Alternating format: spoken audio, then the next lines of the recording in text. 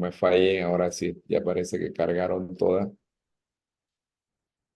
Bueno, esta es una foto que van a ver bastante. Fíjense, la fecha del año 2005 vino el doctor Sirmandi Yakub, que es el que está a la mano izquierda y realizó, yo estoy a la mano derecha con el sombrero de mola, una serie de cirugías aquí con nosotros en el hospital, estaba recién inaugurado el Hospital Santo Tomás. Bueno, para nosotros poder hablar de complicaciones, sobre todo complicaciones, la primera parte es complicaciones de la herida, tenemos que saber algo del proceso normal de cicatrización de herida. ¿Qué le dio el doctor Vega ayer? Fue esto, cicatrización de herida. Sí, doctor. Ok, entonces ya ustedes conocen todo esto, vamos a pasar rápido. Este es el esquema que les recomiendo, que está en el Schwartz, de cuáles son las fases: hemostasia, inflamación, regeneración y contracción de la herida.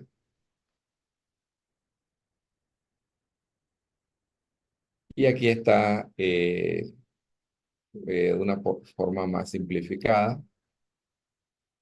Es importante que es una respuesta inflamatoria y que ese tejido dañado que no solamente ocurre cuando nosotros incidimos la piel con un bisturí, sino cuando nosotros nos cortamos también, tenemos una herida, pasa todo esto, pasa lo mismo. El cuerpo no reconoce cuando es un bisturí o cuando un maleante le acaba uno de apuñalear y se comporta igual.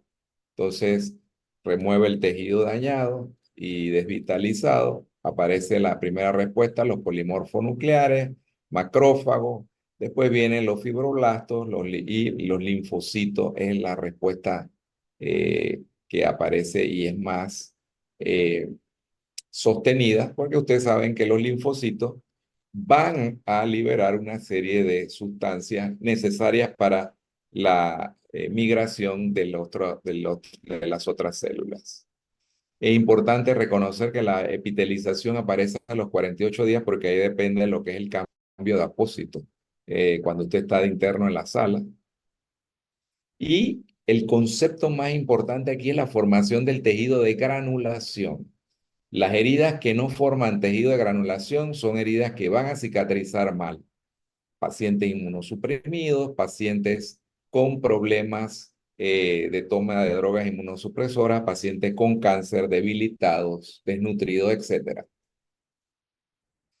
La etapa de la angiogénesis, importante, se forman nuevos vasos que van a ayudar también a que migren más células en respuesta al insulto que ha recibido la piel, que es la barrera.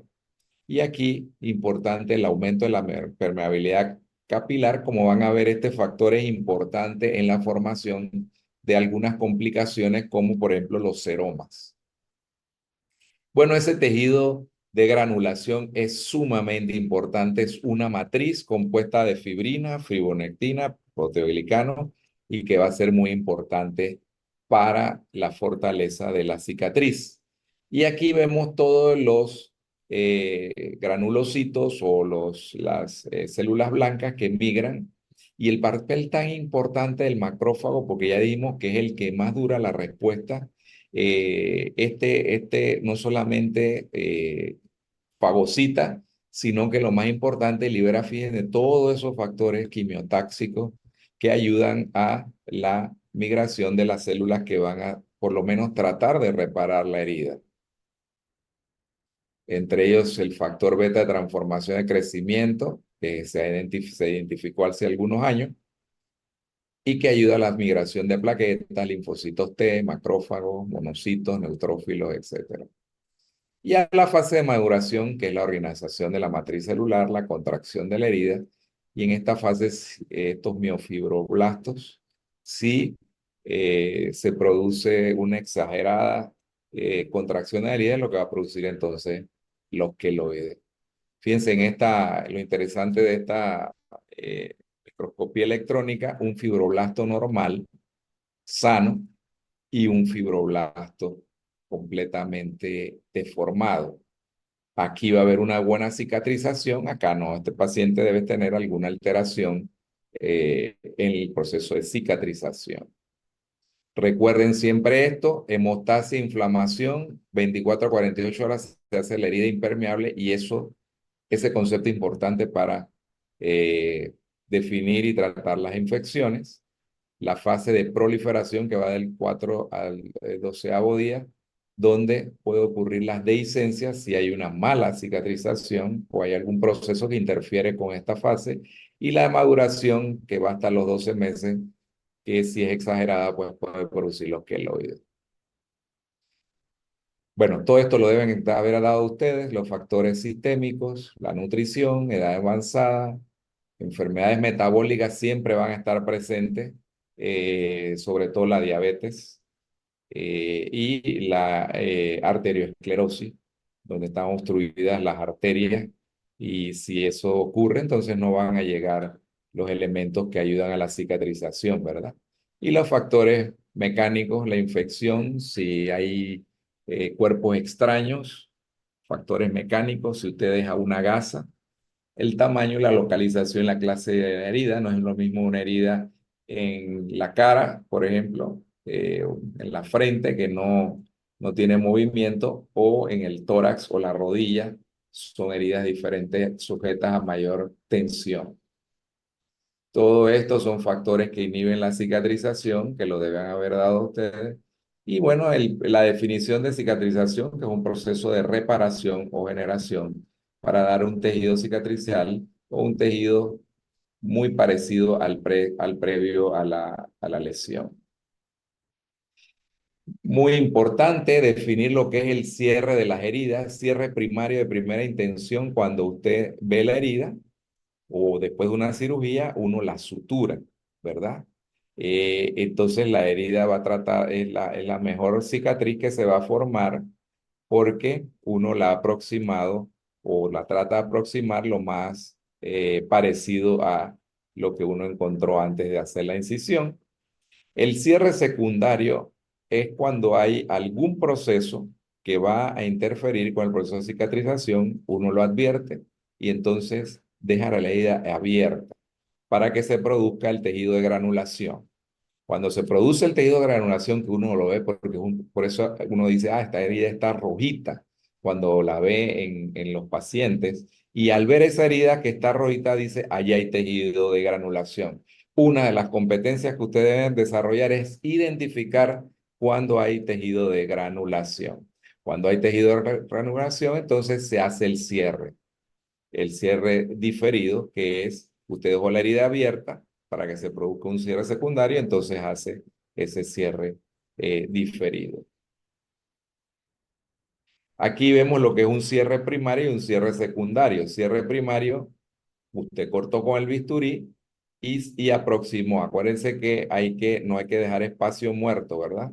Hay que cerrar abajo y cerrar arriba. Si usted solo cierra superficialmente, va a quedar un espacio aquí que se va a producir una complicación, ya sea un seroma o un hematoma.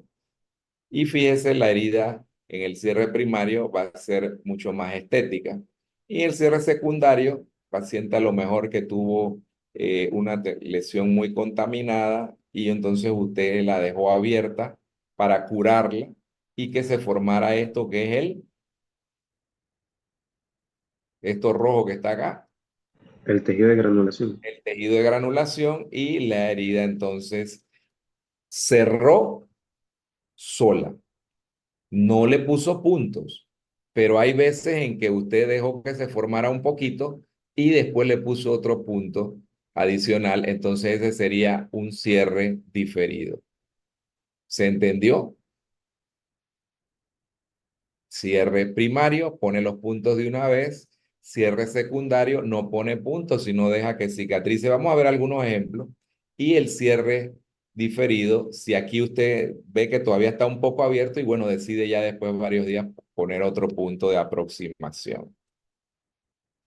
Esto, por ejemplo, sería un cierre secundario totalmente, paciente que se quemó, una quemadura, una úlcera, y entonces fíjese que esto está muy difícil de aproximar. Entonces, ¿qué hace uno?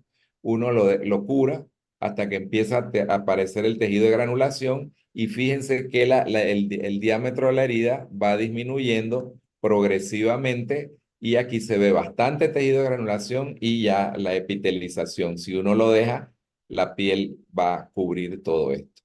Sería un típico cierre secundario. Este es otro cierre secundario. Esta es una quemadura con un cable eléctrico. El paciente agarró un cable eléctrico y fíjense en las manos aquí es muy difícil poner punto. Y fíjense que aquí estaba algo de tejido desvitalizado, empezando a aparecer una infección. Entonces se hizo curaciones y empezó a epitelizar hasta que, fíjense, el resultado es bastante bueno. Este es un cierre secundario. No hay ningún punto puesto adicional. Bueno, eso sería un resumen de lo que dio el doctor eh,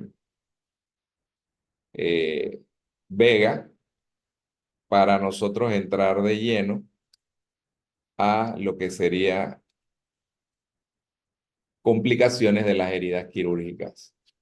Las complicaciones de las heridas quirúrgicas son estas: los seromas, los hematomas, las infecciones de la herida, que no lo vamos a ver en detalle porque lo va a dar el doctor Vega, hoy no sé si ya lo dio.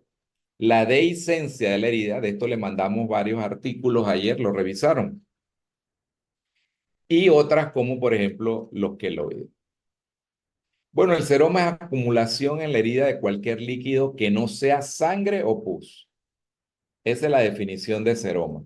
Es, como dice el nombre, suero, líquido seroso, y es líquido extracelular. Aquí está una definición en inglés que lo que me gusta es esta parte que dice que si el fluido, porque cuando usted cierra la herida, abajo se sigue produciendo fluido, usted cortó arterias, venas, capilares y probablemente a veces hasta linfáticos, y los linfáticos no se ven, no se pueden suturar inicialmente, y entonces dice la definición que si el fluido se produce más rápido de lo que su cuerpo lo reabsorbe, entonces se convierte en un seroma. Procedimientos en donde hay colgados de piel, se cortan, se drenan conductos linfáticos propios de lo que hacen, por ejemplo, quienes se les ocurre. Hay una cirugía muy común en las damas ahorita que es los implantes mamarios, ¿verdad? Hechos por los plásticos, entonces, o la abdominoplastia. Entonces, aquí, muchos de estos casos, ellos dejan drenaje o a veces ellos tienen que puncionar para drenar ciertos seromas.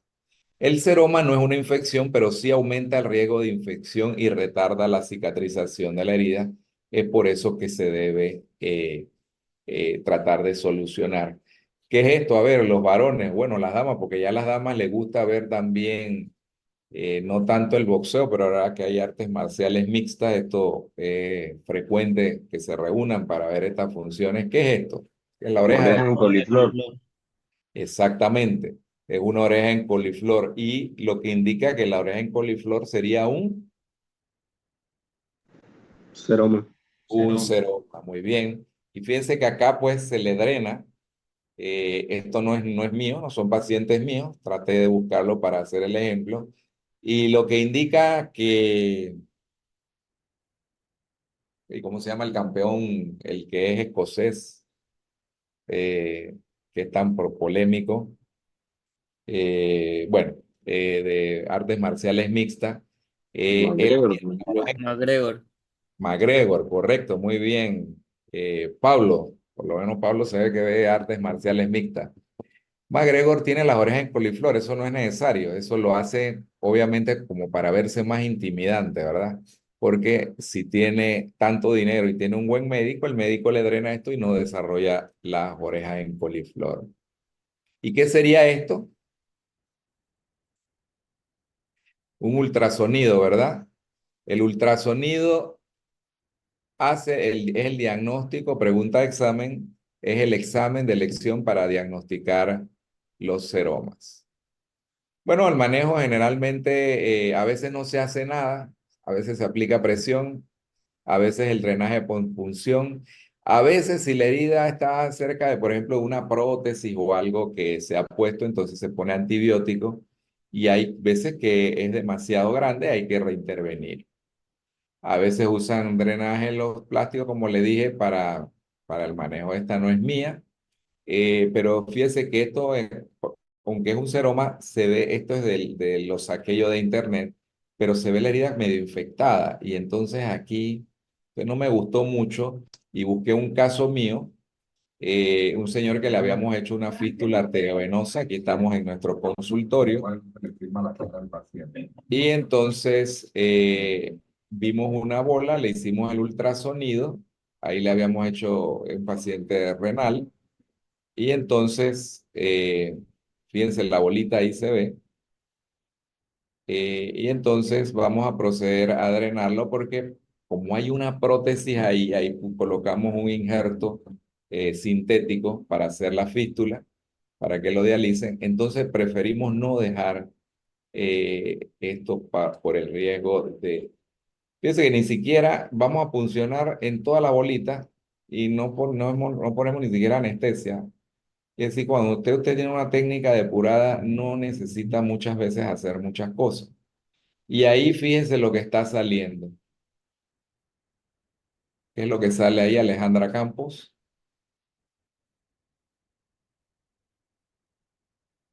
Líquido seroso. Exactamente, suero, ¿verdad? Es lo que sale, miren, completamente líquido. Si nosotros mandamos eso, lo mandamos a cultivar, obviamente, porque ese es parte del protocolo, pero no debe salir nada. Entonces, eso es el seroma. Hay un gran seroma aquí, fíjense, se puso un paciente una malla para una hernia, esto se diagnosticó por CAT, el paciente estaba con molestia, fiebre, y cuando se abre la malla, se ve el seroma abajo, eh, pero que estaba con un color diferente, pareciera estar infectado. Hubo que retirar la malla porque ya entonces esa malla se va a infectar seguramente. Pero para sorpresa de los que vieron debajo al retirar la malla, lo que está en la flecha blanca, tienen que encender el micrófono porque lo veo en la boca que lo están diciendo, pero no encienden su micrófono. ¿Qué es esto? Díganlo, estoy seguro que lo van a decir bien. Este es tejido de granulación, ¿verdad? Y entonces eso significa que el paciente no se va a volver a herniar porque ya se formó tejido de granulación. Bueno, la siguiente complicación es el hematoma. El hematoma no es ya un seroma, tampoco todavía es una infección, es sangre.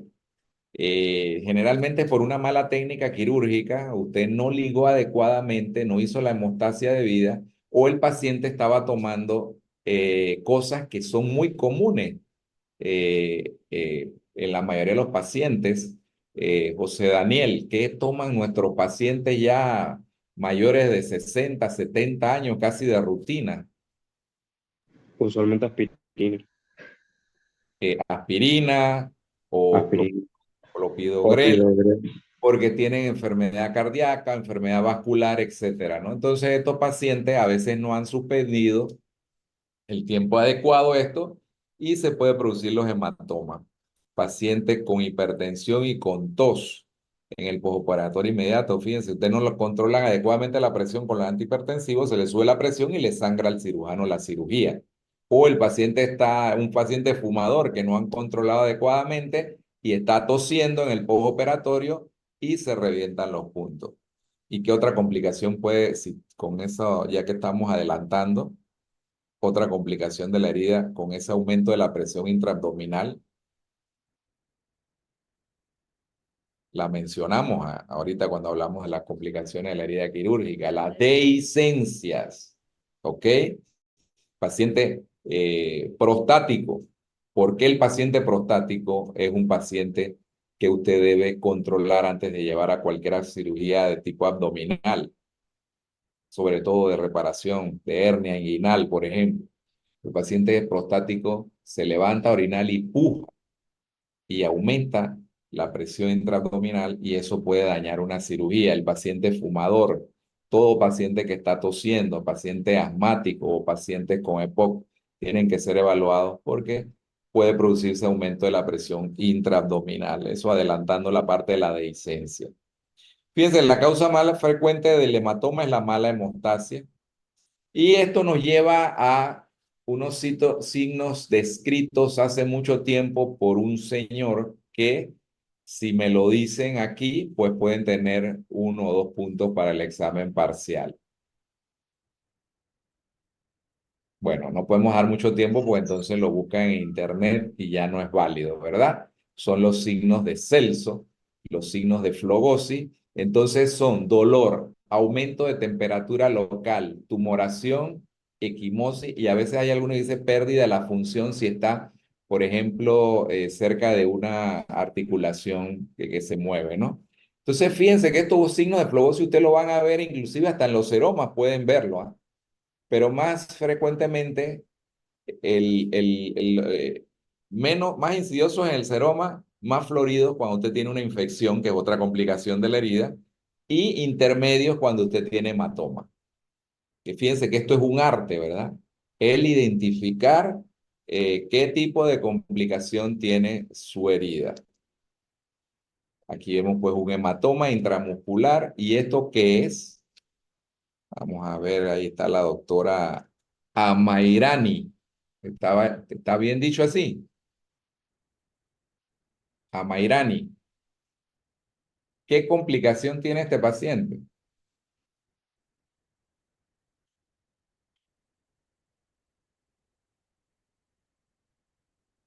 ¿Quién sabe qué tiene? Podría ser un seroma o un hematoma. Ajá. ¿Cómo se le dice a esto vulgarmente? Chichón. Tiene un chichón.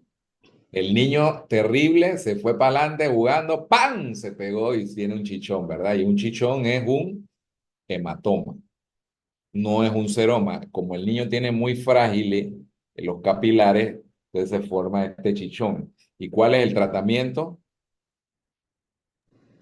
Hielo, hielo y reposo.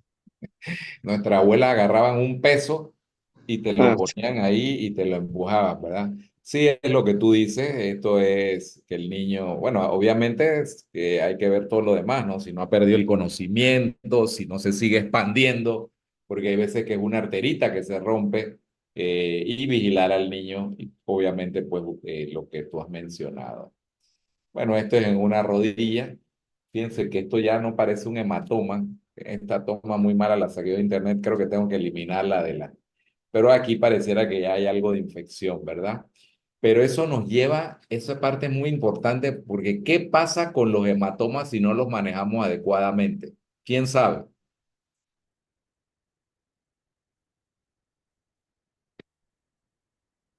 A ver, ¿quién pasó por aquí por microbiología? ¿Pasaron todos? ¿Quién sacó A en microbiología? Nadie. Todavía está la doctora Marion de Martin en microbiología. Esa era bueno, profesora. Esa sí no se le podía sacar a. Y ustedes hacían cultivos. Veían los.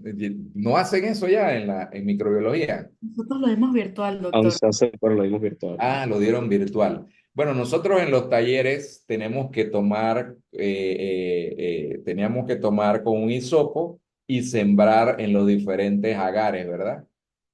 ¿Cuál era el agar que mejor crecía? Pero ya bueno, lo tienen que saber por lo menos de haberlo leído, ¿no? ¿Cuál es el agar que de una vez crecen las bacterias? En sangre. ¿Ah? Agar en sangre. Agar sangre. La sangre es un medio de cultivo porque de eso es lo que se alimentan las bacterias. Entonces, al tener usted un hematoma, si no lo maneja adecuadamente, usted tiene un agar sangre en su cuerpo. ¿Ve? El niño ese con el chichón ahí tiene un agar sangre, pero bueno, la piel está intacta. ¿Ve?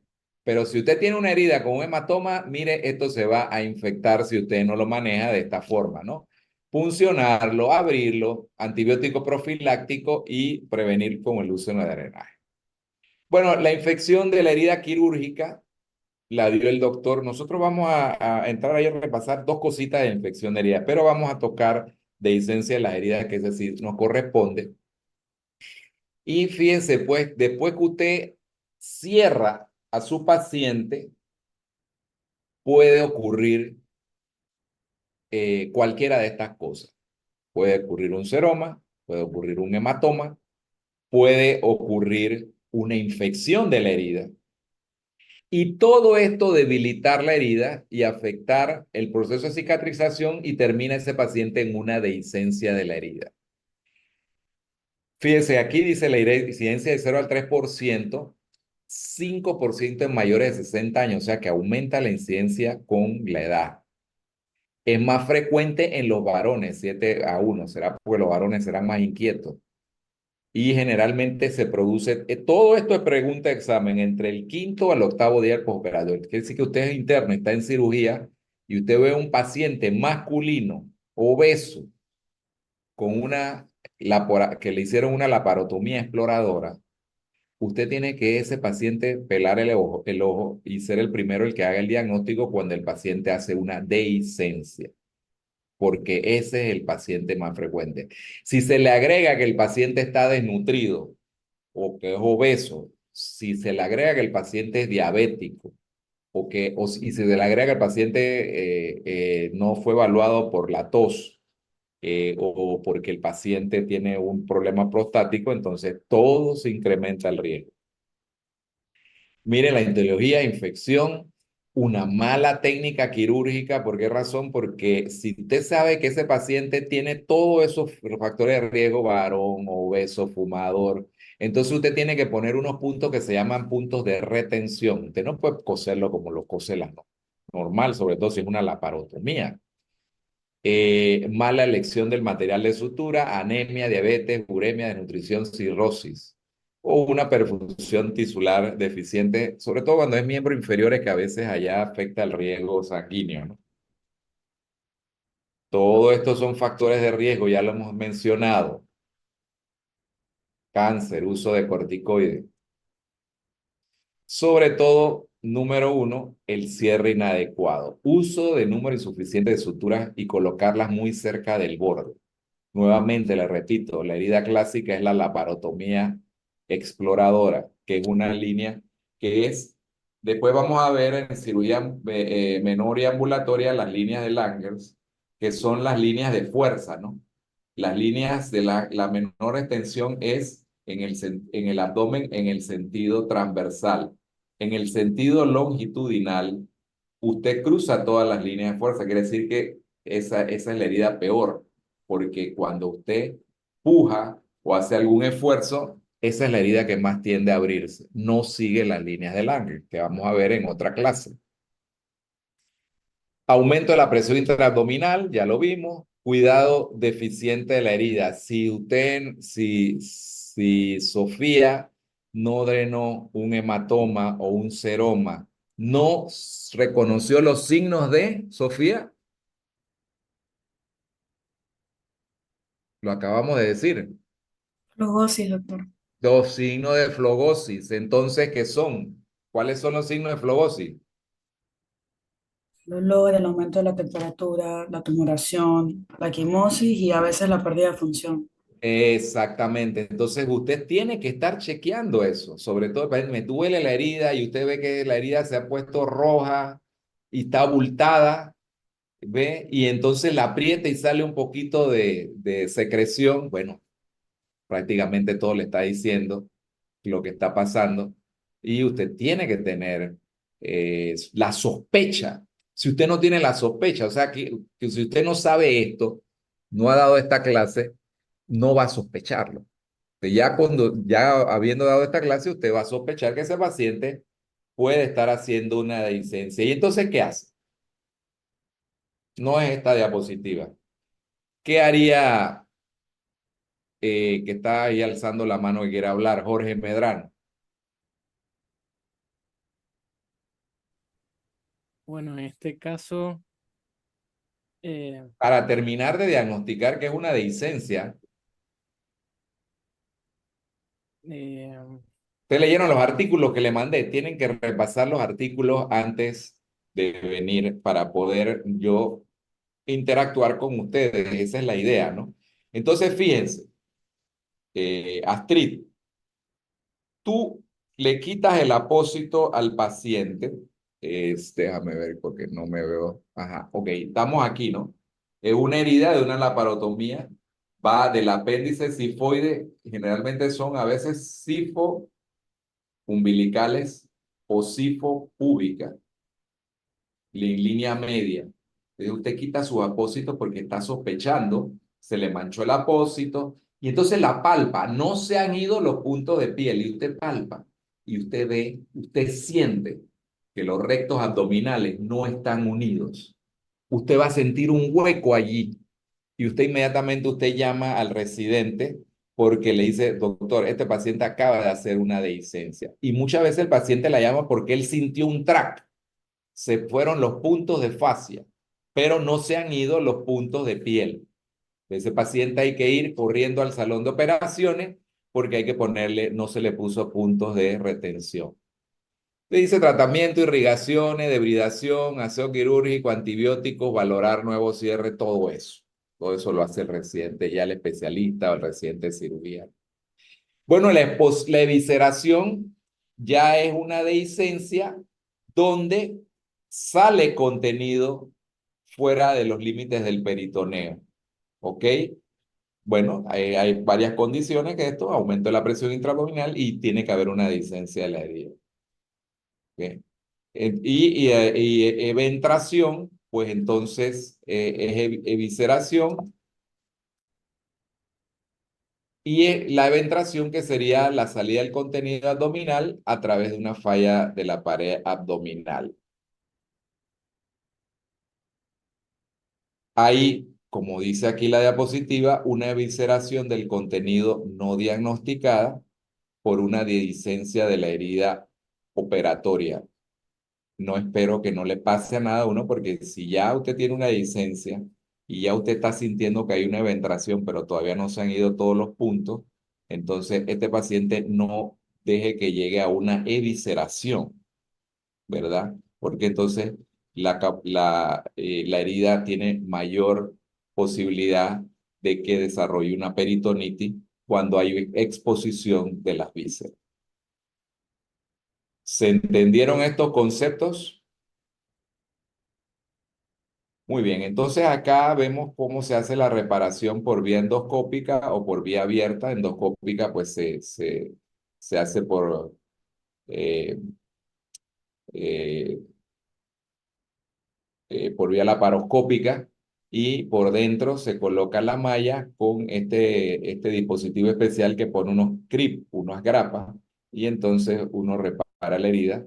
O cuando es abierta, a veces no puede usted cerrar la herida y se pone esto que no sé, creo que no se usa mucho ya la famosa bolsa de Bogotá, que es una venoclisis, una venoclisis que usted abre y que usted sutura los bordes para impedir, porque no puede, fíjese, esto no da, de aquí a allá no da. Generalmente pacientes politraumatizados, pacientes que han tenido infecciones intraabdominales. Entonces, ahora existe también lo que más veo que están usando los cirujanos generales, es el famoso BAC. Se coloca el back porque el back lo que hace es que va reduciendo y va aproximando los bordes. Bueno, este es un concepto que tenemos ahí porque a veces hemos visto que en los exámenes estos lo preguntan mucho, úlcera de Marjolin o de Marjolin. Es una herida que no cicatriza el área de traumatismo previo y puede ser un carcinoma de células escamosas. Y eso lo preguntan así. Yo, la verdad que nunca he visto uno. Y se lo traigo aquí porque es muy raro, pero veo que siempre lo preguntan en esos exámenes. Y usted tómenle una fotito ahí y ustedes ya se lo aprenden cuando van a estudiar para su examen para el internado. Bueno, Doctor, estos son mis antepasados. Sí, dime, doctor. si las úlceras esas son o sea, son especiales para oncología. O sea, Eh, sí, o sea, fíjate lo que dice ahí, ¿no? Si tú tienes una herida o una úlcera que no cicatriza en un área donde has recibido un golpe o has tenido una cortadura, puede ser es un carcinoma de la piel, ¿no? Porque a veces el carcinoma de la piel no cicatriza, sino lo que hay es que tratarlo, hacer de repente una resección más amplia, a veces hasta poner un injerto, si están. Como dice ahí, la causa es multifactorial. La cicatriz no permite la vigilancia inmunológica y no destruye la transformación maligna dentro de la cicatriz. O sea, lo que generalmente ahí hacen es una resección y le ponen un injerto encima, ¿no? Pero Doctor, sí puede ser visto por los oncólogos, más que por los cirujanos generales. A ver, otra pregunta. sí, doctor, no me queda claro, ¿la úlcera pasa porque ya existía un cáncer previo o la úlcera indica que se está produciendo un cáncer en la herida? Si existía un cáncer previo y ahí Mm, sobre eso se golpeó el paciente o se traumatizó o tuvo otra herida y uno ve que no cicatriza, entonces dice sospechar que puede ser una úlcera de Marjorie. ¿Cuándo sería, en qué porcentaje? Yo pienso que es un porcentaje muy bajo, ¿no? Pero no sé por qué le preguntan tanto esto en los exámenes. Eso me lo dijo hace varios semestres un estudiante, como que no lo habíamos dado, y entonces yo lo traje para que no lo fallen. Si se lo preguntan, bueno, por lo menos tenemos que darse. Bueno, estos son mis antepasados. Fíjense que esto ya fue hace varios años, en el 2004, hace 20 años. Fui a hacer una gira por el área Nove, en mi tiempo era el área Guaymí, y me encontré con estos niños. Yo tenía curiosidad porque ya no, a mí ahora me sale la barba blanca, pero antes me salía, cuando estaba joven, la barba roja. Y yo le decía a mi papá que si yo era, de verdad, yo no era adoptado, o si no fue un gol que le había metido mi mamá. Y él me dice que no, que mi abuela, por parte paterna, que son de Tolé, tenían el cabello así rojizo y mis hijos todos han salido con ese rasgo. Y yo y mis hijos, o mis hijos y yo, todos hemos salido con ese rasgo. Y fíjense, estos niños tan bonitos, ellos no se tiñen el cabello, esto es de ellos, estos son, verás, eh, son mis antepasados, son nuestros antepasados, qué bonito. Bueno, aquí terminamos esta parte. Son las 7:47. Es la parte más importante, la hemos dado ya de esta clase, porque esta parte que son las complicaciones sistémicas son cosas que ya ustedes traen y nada más tienen que ordenarlas dentro de su mente, que cualquier paciente sometido a una cirugía puede desarrollar este tipo de complicaciones sistémicas. Bueno, fíjense a que la historia de la cirugía es casi la historia de la medicina, ¿no? Los diferentes aportes que se han hecho para poder operar. ¿Quiénes eran los primeros cirujanos? Los ¿Quién sabe barberos. quiénes eran los primeros cirujanos? ¿Quiénes eran mis antepasados? Ya vi mis antepasados panameños. Mis antepasados, el cirujanos eran barberos. Los barberos o los odontos eran también los inicios de la odontología, porque generalmente la cirugía empezó con las amputaciones, las extracciones de cuerpos extraños, de muelas, y entonces buscaban quién es la persona en una comunidad del área de la edad medieval, eh, que usted se sometería a una cirugía de amputación. Bueno, el más preciso, ¿verdad? Sitiando el carnicero, pero difícil que usted, porque ese cortaba súper preciso, hacía los cortes, pero el otro era el barbero lo cortaba con una navaja, le afeitaba con una navaja y tenía tremendo pulso. Entonces, en eso fueron los que los llamaron para hacer las amputaciones, la primera amputación. Ustedes ven la famosa barra esa roja, que los gringos fueron las que le pusieron rojo, azul y blanco. Era rojo y blanco. ¿Por qué? Porque los barberos que hacían cirugía guindaban las gasas para que se secaran, las gasas rojas allí, y de eso nació el famoso palo ese de las barberías, que después pues los gringos lo pusieron a dar vuelta, y ahora usted ve que es rojo, azul y blanco, pero no, era rojo y blanco porque en ese tiempo lo usaban de esa manera los barberos. Sí, esos son nuestros antepasados. Entonces, como era demasiado burdo, todo eso que se ponían un palo en la boca para no gritar, tomaban licor y le echaban licor ahí en la herida. Entonces se vio la necesidad de desarrollar, por ejemplo, primero la anestesia, segundo, por las infecciones de la herida, se vio la necesidad de desarrollar las técnicas de asepsia y antisepsia. Y finalmente los antibióticos, que es lo que le ha dado el realce pues a la cirugía a través de los años. Bueno, la complicación es toda desviación de un proceso de recuperación esperable. Nosotros esperamos que el paciente lo operamos, vamos a curarle su herida no antes de los 48 días por aquello del que se puede infectar porque no está epitelializada. Vamos a cortarle los puntos dependiendo del área los 7 días. Vamos a darle dieta según haya sido la cirugía.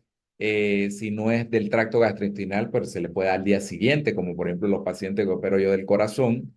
El paciente puede deambular al día siguiente si no ha sido una operación de la... Bueno, igual cuando yo me operé la rodilla, tuve que caminar al día siguiente. Así que ya ni siquiera eso es válido para evitar las complicaciones tromboembólicas, ¿verdad? Entonces, cualquier divergencia con respecto a ese curso previsto de la recuperación, que ya lo van a aprender ustedes acá, es una complicación. Y esta tabla es muy importante tomarle foto. Fíjense, si nosotros tenemos el día de la operación, si tenemos una cirugía menor, muy probablemente el paciente es ambulatorio, no tiene ni siquiera que ingresar al hospital o solamente ingresa un día. Si es una cirugía mayor, pues el alta se le da a los 6 días, una cirugía agresiva como a los 10 días. El paciente se debe casi siempre levantar de la cama el primer día. El inicio de la dieta varía según sea una cirugía del tracto gastrointestinal o no. Si no es del tracto gastrointestinal, se inicia el primero o el segundo día. Si es del tracto gastrointestinal, pues hay que darle una fluidoterapia hasta que recupere el movimiento intestinal. Por este periodo, los primeros 5 días se retiran la sonda cuando ya el paciente no está sangrando, o el tubo de Levin, o la sonda Foley. Los puntos se retiran entre el 6 al 10 días y las complicaciones, si son antes de los 30 días, son complicaciones propias de la operación, y si son después, con los años, pues ya serían complicaciones no relacionadas con la operación. Entonces, esto es el cuadro que nos dice qué es lo que nosotros esperamos. Obviamente, esto no era esperado para la clavadista. Ella pensaba dar el triple salto mortal y entrar al agua completamente recta, pero no hubo un cálculo adecuado y esta es una complicación, ¿verdad? La forma más fácil de ejemplificarlo. Ya vimos las locales, de las cuales la más importante es la infecciosa, y vamos a ver ahora la sistémica, que ya ustedes las conocen, ya las han dado en sus cursos anteriores. La respiratoria, tal vez la única que debemos enfatizar son las anestésicas. Ya han dado cardiología, así que han dado cuáles son las complicaciones cardiovasculares o hemodinámicas, las hemorrágicas, las digestivas, las renales y las neurológicas.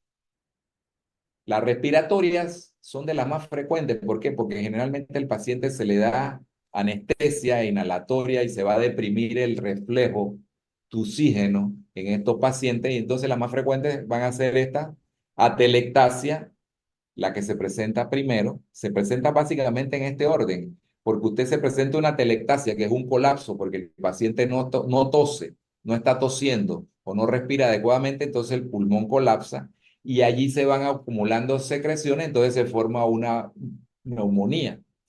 Si el paciente antes o después de intubarlo no tuvo un ayuno adecuado y presenta una broncoaspiración, entonces esa es otra complicación bastante grave. La insuficiencia respiratoria viene de cualquiera de estas complicaciones si no se trata adecuadamente. El neumotórax ya es algo especial porque el paciente sometido a una cirugía, por ejemplo, renal, eh, donde se pudo abrir la pleura o una cirugía torácica, presenta un neumotórax, entonces hay que resolverlo.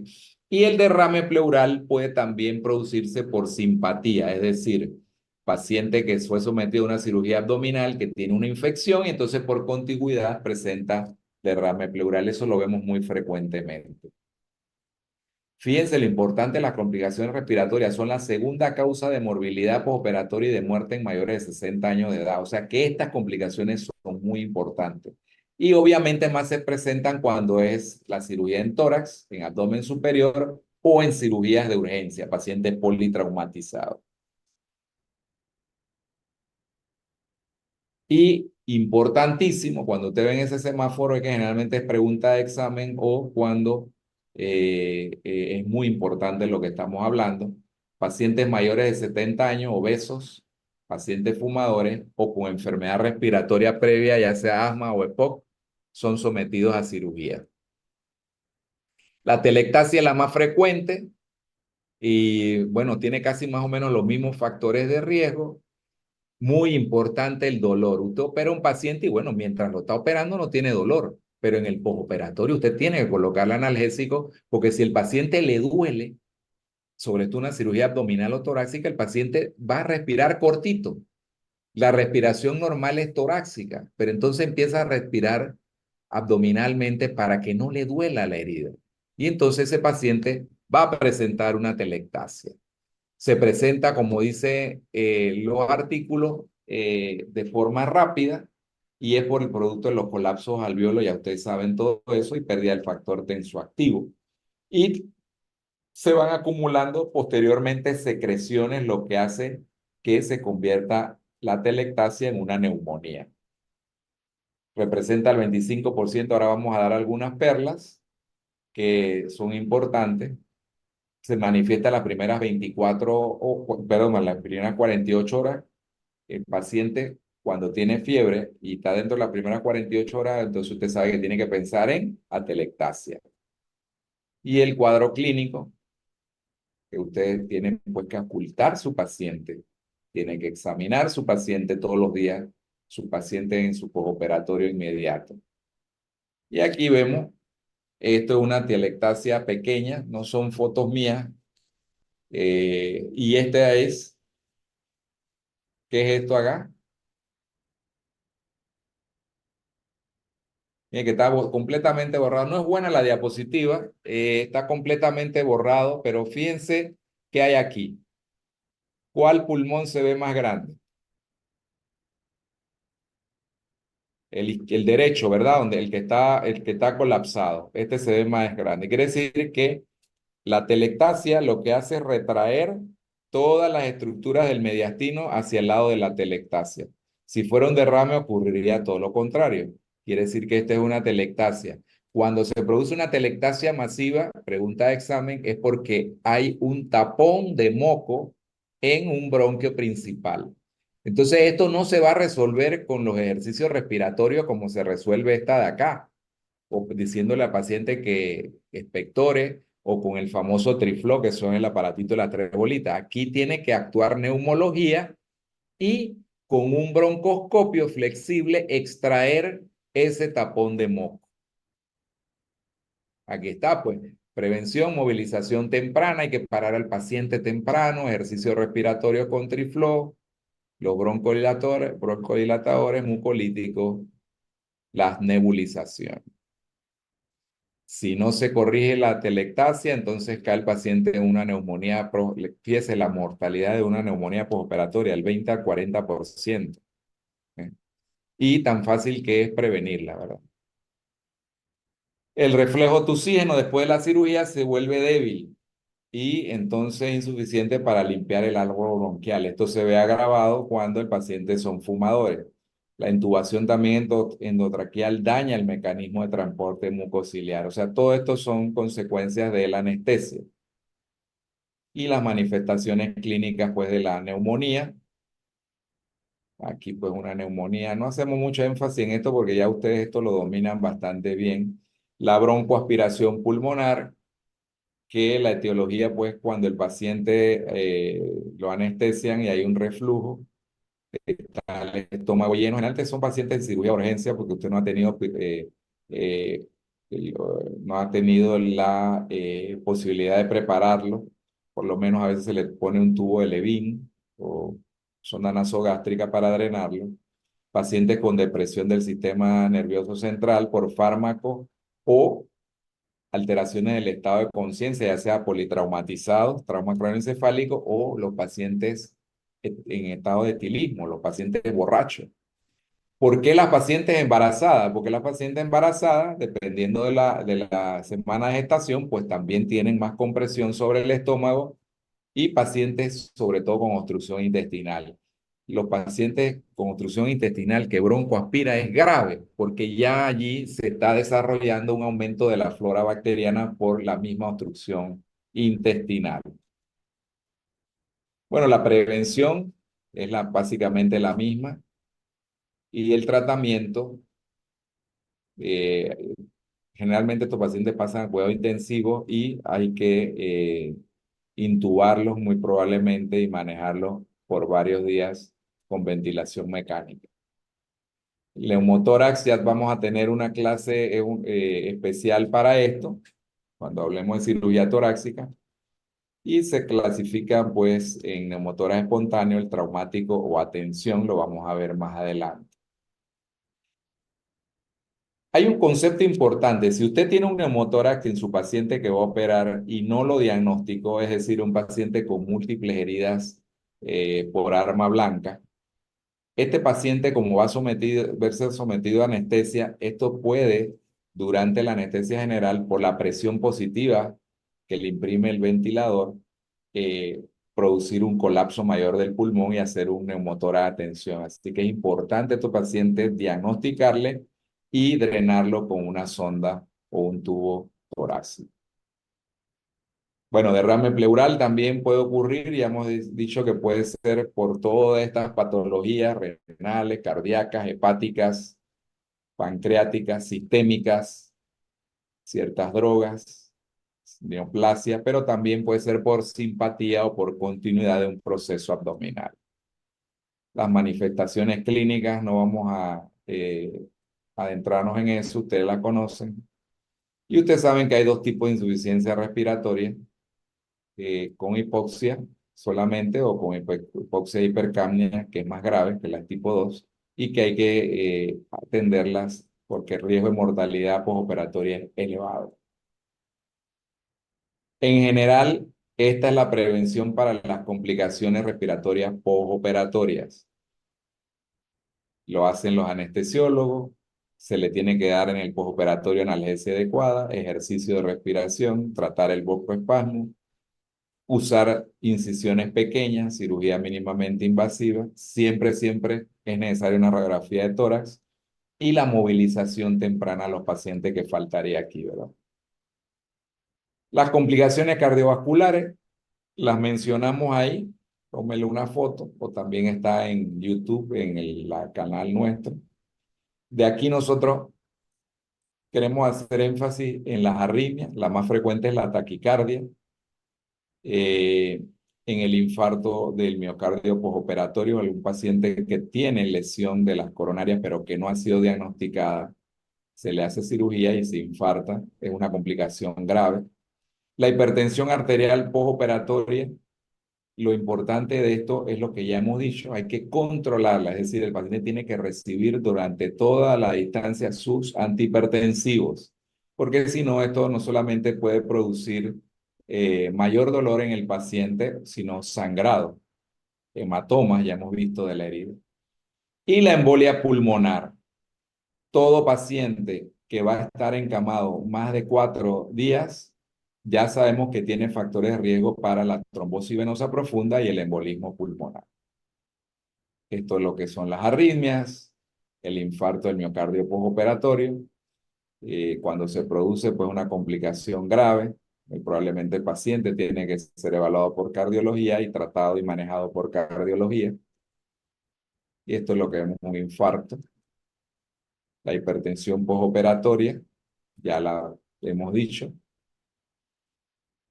El edema pulmonar, que puede ser provocado por la falla cardíaca generalmente. Pacientes, si se lo sobrecargamos de líquido y es un paciente cardiópata, va a caer en un edema pulmonar. O paciente que esté hipertenso, o paciente que le haya dado un infarto agudo del miocardio. Entonces este paciente cae en un edema pulmonar y cada vez entonces se va empeorando más el estado del paciente. La embolia pulmonar, es importante que ustedes conozcan la tríada de Virchow, descrita hace mucho tiempo por este gran patólogo, donde los factores son tres: el éxtasis venoso, la alteración de los componentes de la sangre, es decir, la hipercoagulabilidad. ¿De qué depende la concentración de la sangre? ¿Cómo ustedes miden el estado de viscosidad de la sangre? Por el hematocrito. Por el hematocrito, ¿verdad? A mayor hematocrito, mayor viscosidad, más difícil es el corazón mover toda esa sangre mientras más alto es el hematocrito, ¿verdad?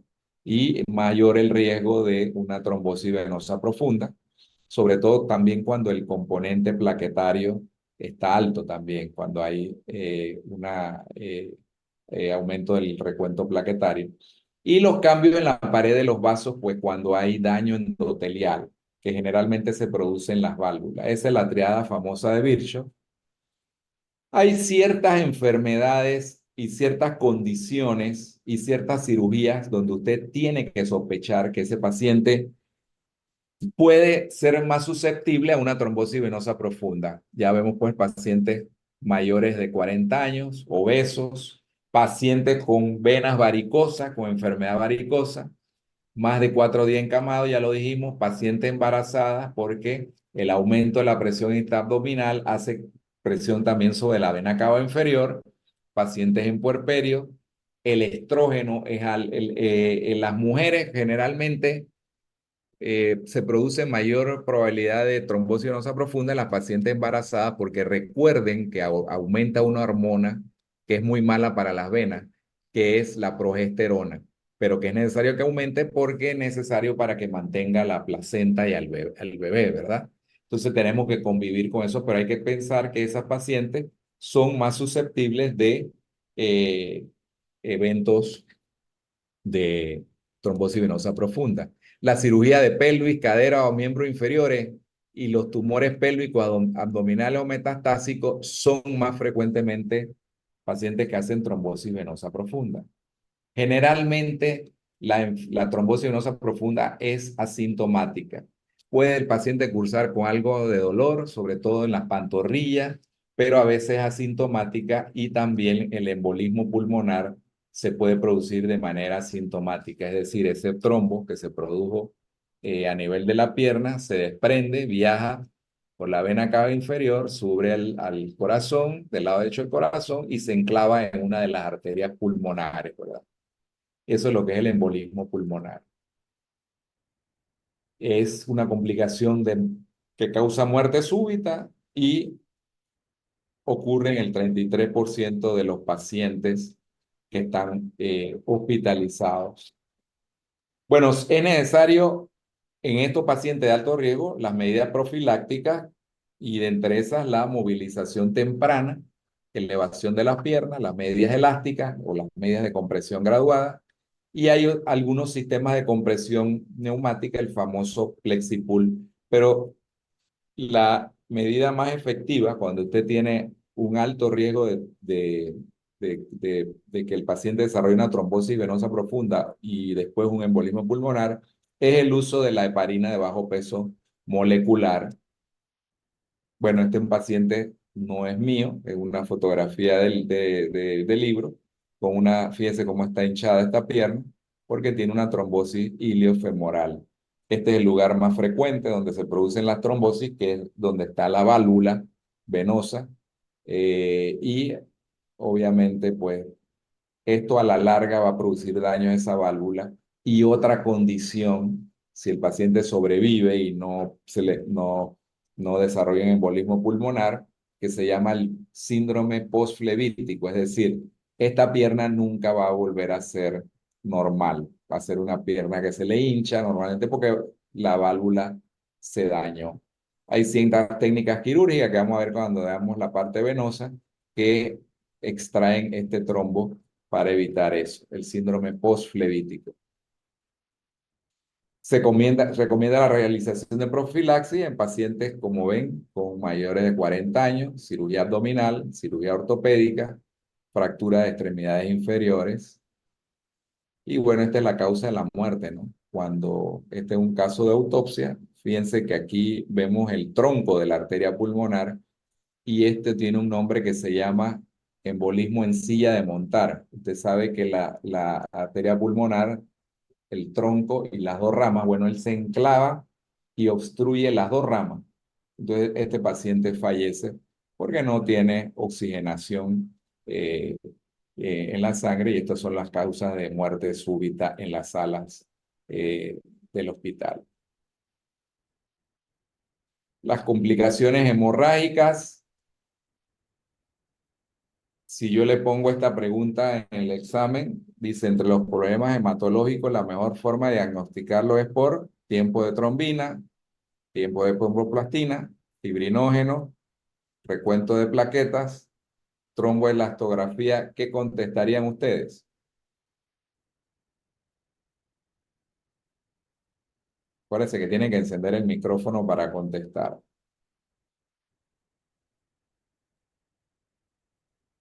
Bueno, Se nadie puede contesta. diagnosticar antes. Sería ninguna de las anteriores, ¿verdad? La causa, la forma más importante de diagnosticar una diátesis hemorrágica en un paciente que se va a operar es la historia clínica. El paciente tiene que tener algún antecedente de sangrado en una cirugía previa o tiene que tener en la familia historia de sangrado, ¿verdad?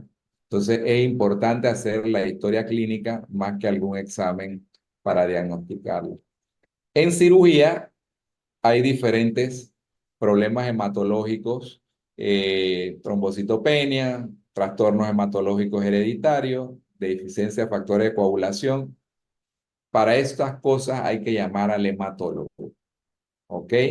Hay que recordar cómo es la cascada y a qué nivel afecta cada deficiencia de los factores de coagulación para darle el componente preciso, ¿no? Es lo mejor, darle el componente preciso. Discúlpeme que este es del Santo Tomás. A ver, doctora Jennifer, dígame usted. Hola, doctor, ¿cómo está? Buenos días. Buenos días, aquí dando una Quería clase. preguntar- Sí, sí. Bueno, rapidito, si le digo sobre Eida, Ajá, es que ahorita le estamos verificando la frecuencia cardíaca y la tiene en 90 desde ayer, y ella está recibiendo carvedilol 6.25 una vez al día. ajá. No, yo creo que se lo subimos a dos, ¿no? A 2 veces al día, ¿no? Ayer lo que le aumentaron fue la dosis de warfarina. Ajá, y Carvedilol creo que también. Debe ser que se le olvidó a la doctora. Sí, Sí, porque es la letra LISI, pero no veo que sí. se le aumentara. Sí, porque 6.25 esa no es una dosis terapéutica, ¿no? Ujú. Es 2 veces al día por la vida media del Carvedilol. Ok, entonces le pongo 2 veces al día. Y bueno, ayer pasó cardiología al mediodía y recomendó retirarle la miodarona, que ella está en ritmo sinusal. Ah, perfecto. Pero ella está en la sala nuestra, doctora, o sigue en coronaria. No, ya ella está acá en sala 7, doctor. Ah, bueno, póngala a caminar. Ahora, doctora, Ujú. va a haber que darle la mala noticia de que infectología, como era una endocarditis, recomendó tratamiento con penicilina por 1 mes hospitalizada. Yo Sí, pienso que exacto. eso hay que hablarlo de nuevo con infectología, porque esa pobre mujer estaba ayer llorando que quería ir a ver al niño, ¿no? Claro, y nosotros sé que ayer mandaron una nueva interconsulta para considerar a ver si se podía pasar alguna medicación oral. Claro, sí, algo que tenga penicilina y que sea por vía oral, me parece. Ujú, exacto, sí. Ok. Oiga, doctora, ¿y qué pasó Diga. con Julio Medina? Dice que el doctor, yo lo hubiera podido intervenir hoy temprano, pero como dije, El grupo, porque Sacir estaba en el salón y sé que lo estaban terminando de transfundir y bueno, que yo sepa, iba a ir a la ventana hoy. bueno, perfecto. Bueno, si era Sí. temprano yo podía, pero yo en la tarde tengo 2 cirugías acá en mi clínica. Ok, no, no se preocupe, doctor. Yo creo que ellos sí le están haciendo la ventana al señor. Ok, perfecto. Bueno, cualquier cosa me llama hasta antes de las 12. Ok, doctor, está bien. Bueno. Bueno, hasta luego. Y esa era una paciente, un caso interesante. Esa paciente tenía una endocarditis de válvula aórtica, embarazada, con 28 semanas de embarazo, y hubo que suspender porque si no iba a tener o riesgo de morir la madre o riesgo de morir el producto. Entonces se le indujo el parto con oxitocina, y creo que a lo mejor algún tipo de prostaglandina, dio a luz, el bebé está bien, pero sí tiene que pasar creo que por un mes por lo menos en neonatología. Y ella, pues, se le operó, se le cambió la válvula aórtica, pero ahora infectología la quiere dejar ahí por un mes con antibióticos. Bueno, esos casos son los interesantes que cuando vayan al Santo Tomás le vamos a enseñar. Bueno, esto que vemos aquí es la tromboelastrografía. Ya esto sí se usa cuando son cirugías mayores porque necesitamos saber o si el paciente tiene algún dato de algún padecimiento congénito, hematológico, para saber exactamente cuál es el problema. Y ustedes ven, estos son diferentes patrones. Este es el patrón normal acá arriba. Cuando el paciente se le dio heparina, pero no se ha revertido, ¿cómo se revierte la heparina? Con vitamina K. Ah, Vitamina K. no. No, Es Protamina, esos son el otro protamina, grupo. ¿Ah? con protamina. protamina. Sulfato de protamina, exactamente. Este es el otro grupo de los cumarínicos, sí es la reversión con vitamina K. Aunque ya hay mejores medicamentos para revertir los cumarínicos, ¿no? La warfarina. Pero sí, la heparina es con protamina. Entonces, cuando vemos fíjate, esto está prolongado, si lo comparamos con el normal, aquí hay que darle más protamina a este paciente. Cuando hay una trombocitopenia, fíjense cómo se prolonga todo comparándolo con lo normal, los arcos estos. Cuando hay una fibrinolisis, fíjense lo característico que es esto. Y entonces aquí es importante intervenir los hematólogos en la fibrinolisis con elementos sanguíneos. Cuando hay una hipercoagulación, fíjense, con respecto a lo normal, y cuando no hay función plaquetaria. Miren cómo está. Entonces aquí lo que hay que transfundir es plaquetas, ¿verdad? Entonces eso nos hace tratar de forma adecuada a los pacientes con sangrado. Pero lo más importante no es esto es lo más raro. Lo más frecuente es que el cirujano no haya tenido una buena técnica y haya necesidad de reintervenirlo porque no se ligaron algunos vasos. Entonces, esto se le hace una reintervención, pero claro, viendo que todo lo anterior está normal, que todos los factores de coagulación están normal y el paciente sigue sangrando, entonces lo que hay es que reintervenir. Tratamiento no quirúrgico, bueno, cuando hay alteración. Complicaciones del tracto digestivo, complicaciones digestivas, náuseas, vómitos, disfunción gastrointestinal, hay unas úlceras, aparecen las de Curling en los pacientes quemados y la de Cushing en los pacientes con trauma cráneoencefálico, insuficiencia hepática. Aquí está la de Cushing, lesiones. ¿Cuál es la triada de Cushing?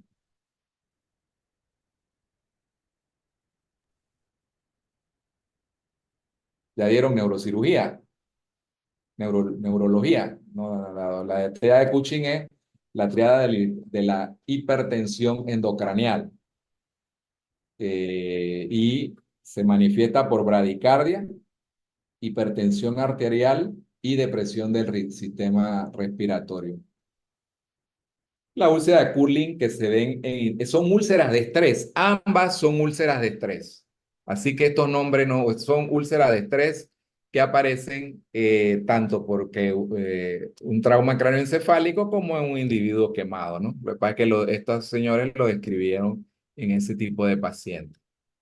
Bueno, hay otra serie que van a ver dilatación gástrica aguda, se ve en la radiografía, lo vamos a ver cuando demos el reto torácico, hemorragia gastroduodenal, hay que diagnosticar entonces si es alta o baja, obstrucciones intestinales, impactación fecal, diarrea por antibióticos, fístulas intestinales, pancreatitis postoperatoria. Obviamente hay cuando la cirugía del tracto digestivo va a haber mayores complicaciones digestivas. Las renales, la principal es la oliguria. Usted debe detectar cuando generalmente esos pacientes los dejan con sonda o por lo menos operan al paciente de cualquier cosa, de amígdala, lo que sea, y es importante a la enfermera decirle, bueno, hay que vigilar si el paciente orine, ya sea en el urinal de las mujeres o en los hombres, porque es importante ver que después de cualquier cirugía están funcionando los riñones. Y hay una situación que es retención urinaria, donde usted va a ver una retención urinaria aguda postoperatoria. Generalmente llaman el interno. Doctora, el paciente no orina. Y usted examina al paciente y le encuentra un tumor abdominal. ¿Cuál es el diagnóstico?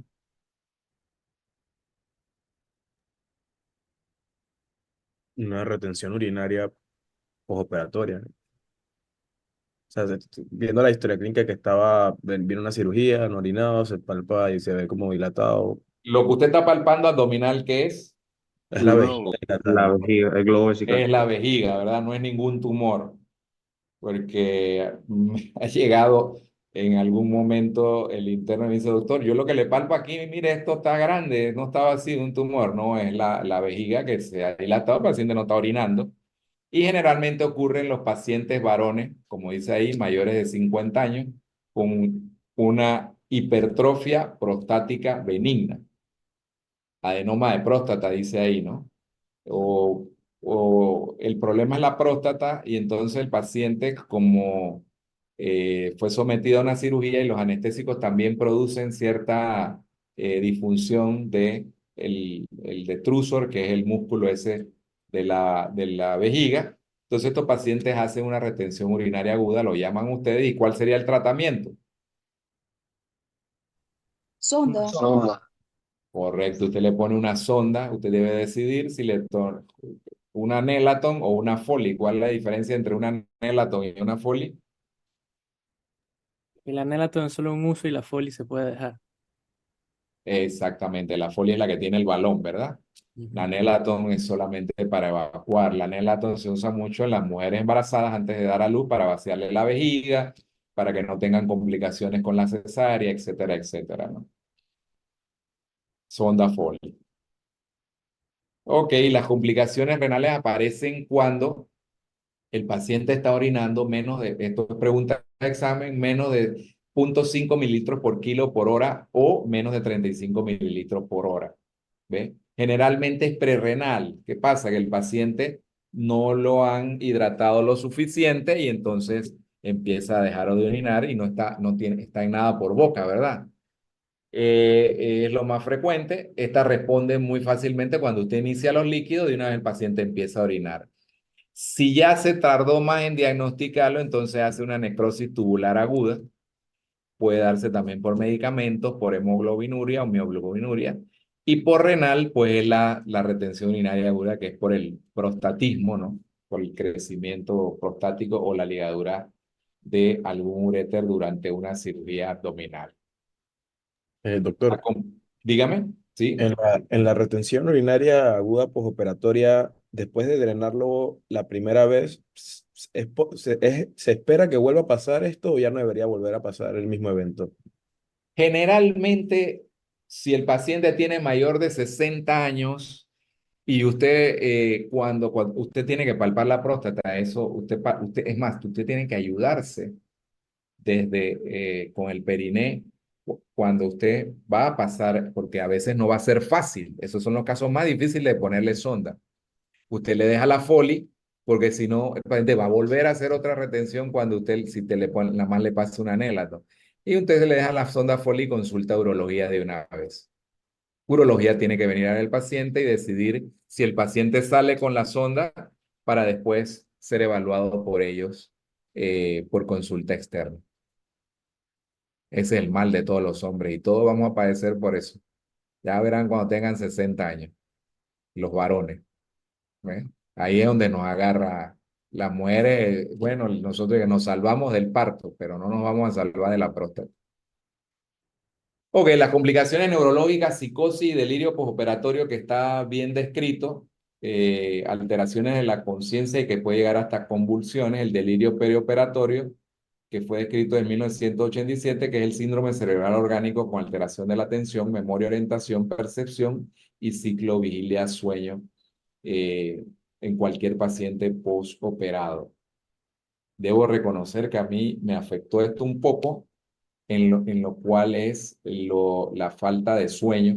Después que me operaron mi cirugía de rodilla, sí cursé con algo de esto, no me era fácil conciliar el sueño. Así que esto es un hecho que existe y muchas veces pueden ser los temores preoperatorios del paciente a la cirugía y algunos temores postoperatorios. Así que este paciente siempre hay que darle algún tipo de apoyo. Bueno, finalmente las perlas. Cuando usted tiene fiebre, piensen en atelectasia, infecciones, reacción post-transfusión, drogas, tromboflebitis, etc. Taquicardia y ansiedad, piense que el paciente está hipovolémico. Disnea, piense en hipoxemia, arritmia cardíaca, sepsis o dolor. La fiebre es el signo guión más importante en cirugía. Y hay que explorar minuciosamente al paciente, hacer una historia clínica y revisar todo, catéteres, heridas, fármacos. Fíjense que las infecciones preoperatorias no diagnosticadas pueden afectar el postoperatorio. La causa más frecuente de fiebre en las primeras 24 o 48 horas ya es lo mismo en la atelectasia. Infección de la herida del 5º al 10º día. Las tromboflebitis a las 72 horas pueden cruzar tromboflebitis de las canalizaciones de los pacientes que se infectan, ¿no? Parotiditis supurativa es poco frecuente, fiebre no infecciosa, acháquesela a la trombosis venosa profunda, pancreatitis postoperatoria, crisis tiroidea o hipertermia maligna son causas más raras. Esto siempre se lo damos, las 5 W de la fiebre postoperatoria. La primera W, wound, examine la herida, examínela por signo de flebosis, pues puede tener una infección. Water, agua, infección del tracto urinario. Wine, viento, atelectasia, neumonía. Walking, deambulación, las tromboflebitis. Y wonder drugs, aquellas drogas que producen fiebre farmacológica. Las más frecuentes son las cefalosporinas. Esto sirve mucho cuando uno está en el hospital.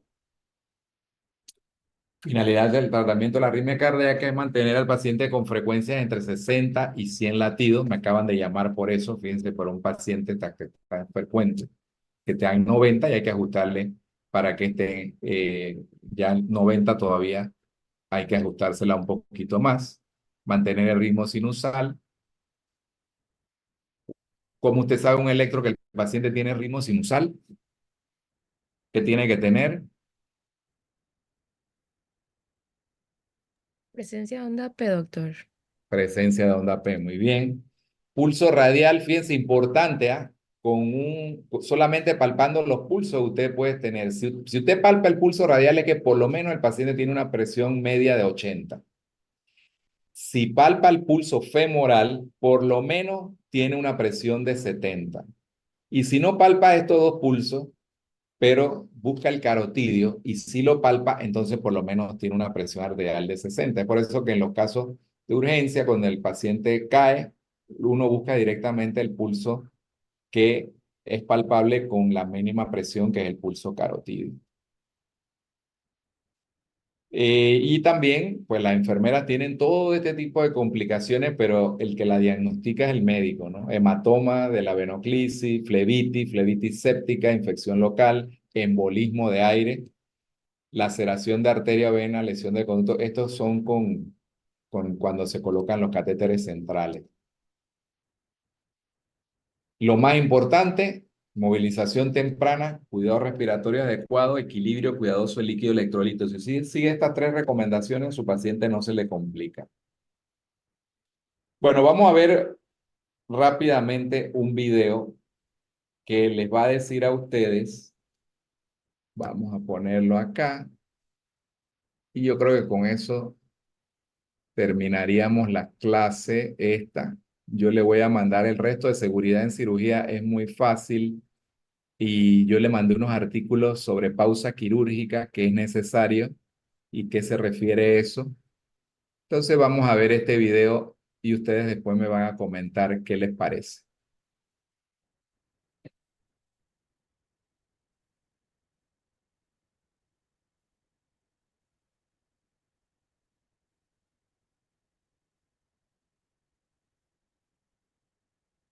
Ah, ahora no me carga el videito. A ver, entonces vamos a hacer otra forma.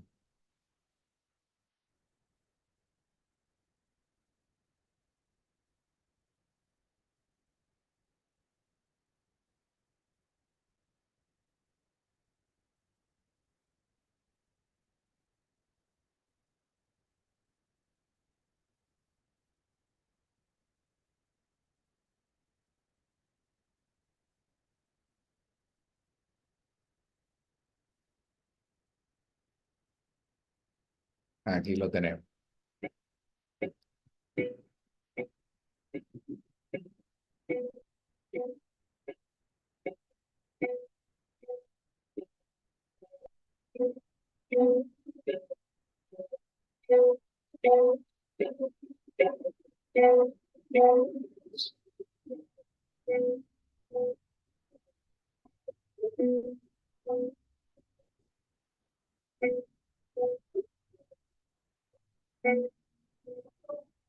I would like this video to throw some light on awake oral endotracheal intubation.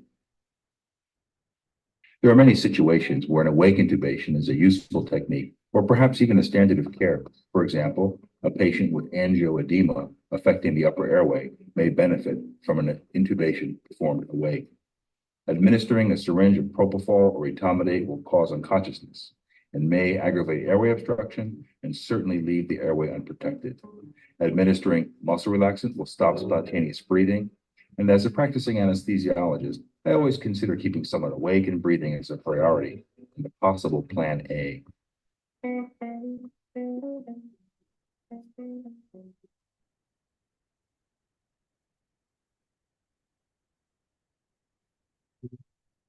Bueno, si entendieron el video, este es el jefe de anestesia del departamento de anestesia de uno de los hospitales más famosos del mundo, ¿verdad? El Mass General Hospital en Boston, Massachusetts.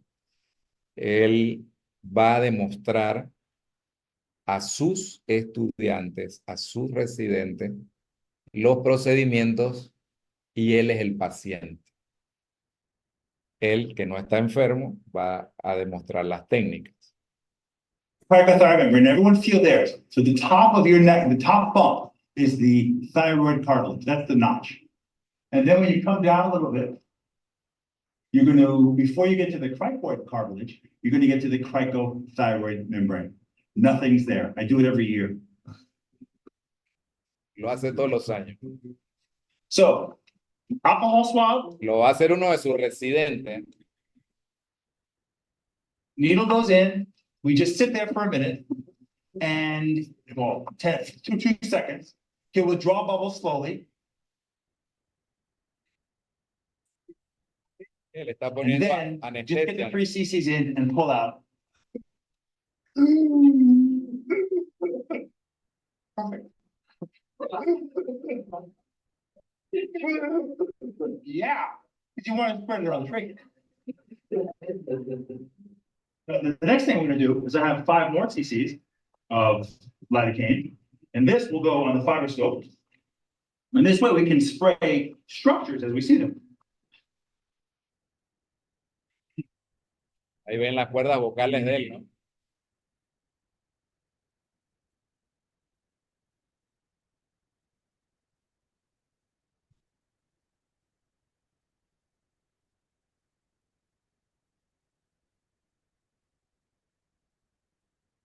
Okay, so we saw the cords and sprayed them.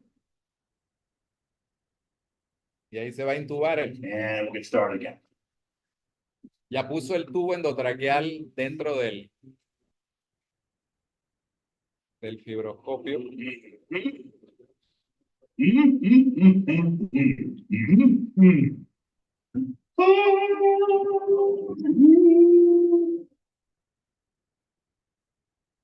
Y fíjense que ella está en la tráquea, ¿no? Sigue avanzando y allá vemos la carina.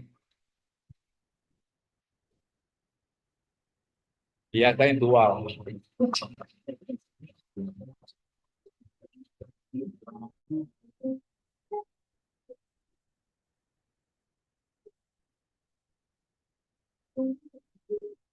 Eso es para verificar porque dice que hay algunos que pueden ponerlo en el esófago. Así que The point is that awake innovations can be done right in front of your eyes. It was nothing magical today. In general, this is pretty straightforward, basic technique. bueno, la idea de haberles pasado esto es lo que decimos aquí, complicaciones. O sea, las complicaciones también dependen del entrenamiento de la persona y depende de la habilidad, la destreza, la preparación. A veces cuando uno está sentado allá, aquí donde estuve yo, que en la Facultad de Medicina, uno piensa que estas cosas son imposibles. No, todo solamente, estoy seguro que muchos de ustedes van a hacer cosas similares en el término de los años a lo que se dediquen ustedes, pero siempre tienen que tener el entrenamiento, la preparación, la actualización continua y obviamente la práctica continua. Eso es lo que hace estas personas que vemos que hacen magia, ¿no? Entonces, creo que esto es motivo de enseñanza. Las complicaciones pueden ser minimizadas en la medida en que uno se entrene y desarrolle las competencias adecuadas. Y eso es para todos ustedes, colegas. Bueno, proporciones guardadas. Aquí estaba un poco más gordo, que tenía como 20 o 25 libras más, eso fue hace varios años. Y aquí, con ayuda de las doctoras asistentes, pues yo me estoy realizando la ablación de las afenas, me hice la ablación de las 2 afenas mayores porque yo sufro de enfermedad varicosa. Y entonces ahí la hicimos con una combinación de láser y esclerosis. Ya nosotros para esto en nuestra clínica no hacemos cicatrices, no hacemos el stripling clásico que sacan las afenas, no, es solamente ablación con un químico, que es la esclerosis, y y aquí estamos viendo cómo la hicimos. Y esto es lo que hacemos generalmente. Fíjense, este es el doctor Rujano, que fue también estudiante de medicina, pero que ya trabajaba conmigo en ese momento en la clínica y después, ahorita es jefe residente de cirugía. Y él me estaba ayudando a un caso, ahí ven el catéter aquí abajo, y estamos haciendo lo mismo que me hice yo acá a un paciente, siempre viéndolo con el ultrasonido para no equivocarnos, ¿no? Ese es el secreto de esto. Bueno, Faltaría infecciones en cirugía, se los voy a enviar. Infecciones en cirugía, solamente quiero que revisen la parte de la profilaxis antibiótica, cuándo darla y sobre todo cuándo utilizar antibióticos profilácticos, aunque no sea, ya ustedes dieron con el doctor la clasificación de las heridas, pero hay una situación en la cual se tienen que usar antibiótico profiláctico aunque sea una herida limpia. Y eso se las voy a decir de una vez.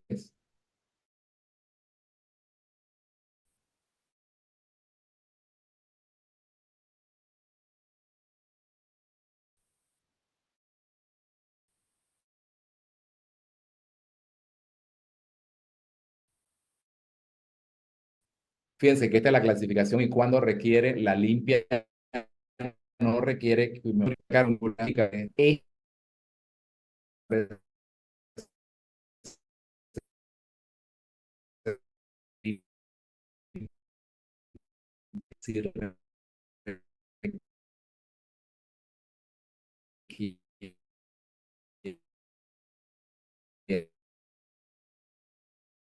Lo único que quiero que revisen allá, bueno, también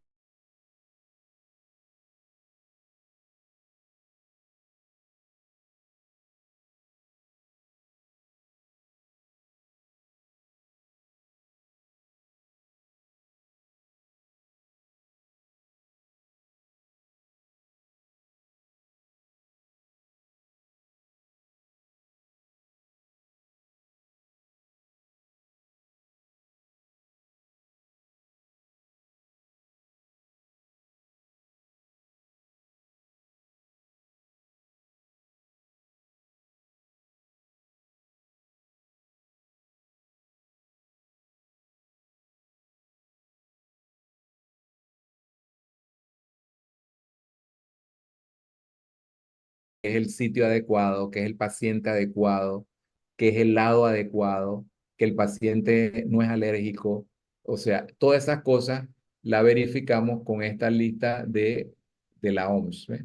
En ese sentido, también le voy a enviar una presentación hecha por el doctor Barba cuando fue estudiante, que es muy buena, Julio Barba, y quiero que la revisen. Mire, él la hizo revisando lo de la organización y los 10 objetivos de la OMS y el checklist. Las conclusiones, esto se lo voy a mandar para su revisión también. Y básicamente ahora lo que quiero es distribuirlos en los grupos. Vamos a hacer una prueba formativa, no es sumativa, que es la siguiente.